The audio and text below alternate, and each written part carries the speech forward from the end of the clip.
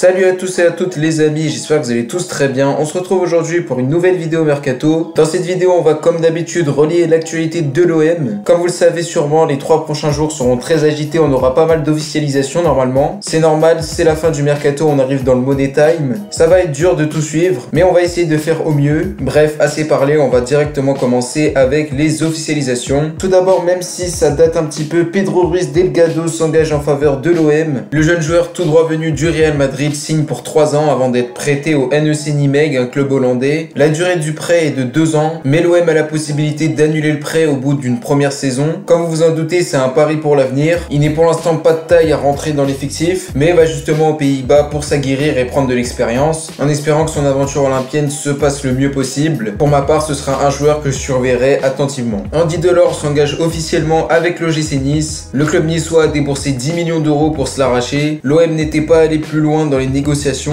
et ne voulait qu'un prêt avec option d'achat. Le joueur quant à lui avait du mal à se décider, mais il aura finalement rejoint Nice, ce qui est vraiment dommage pour une piste qui revenait avec insistance. Encore une piste en moins au poste d'attaquant. Va vraiment falloir s'activer pour récupérer un bon remplaçant en Benedetto. Delors avait le profil idéal, mais ça ne s'est pas fait. Amin Harit va très prochainement s'engager en faveur de l'OM, l'officialisation est très proche. Le joueur vient sûrement en tant que doublure de Payet. Il arrive en prêt avec option d'achat selon RMC Sport. Pas mal d'autres sources parlent d'un prêt sans option d'achat. De ce point de vue-là, on sait pas trop. C'est en tout cas une recrue à moindre prix et qui va apporter de la qualité. Le joueur a normalement déjà fini sa visite médicale en espérant que son aventure olympienne se passe au mieux. Douye Tatsar, le défenseur central croate, pas du tout dans les plans de Sampaoli, pourrait très vite rebondir. Le joueur serait dans le viseur de West Ham et Wolverhampton, nouveau dans la danse. Selon l'équipe, Longoria aurait refusé une offre de 15 millions d'euros transmise par Wolverhampton. Le prix idéal serait a priori 20 millions d'euros, mais le but principal c'est surtout de faire monter les enchères, de la même manière qu'avec Radonjic. West Ham a cependant recruté le défenseur français Kurt Zouma. Ce recrutement pourrait en effet enterrer le dossier Tatsar du côté de West Ham, mais on a d'autres clubs comme par exemple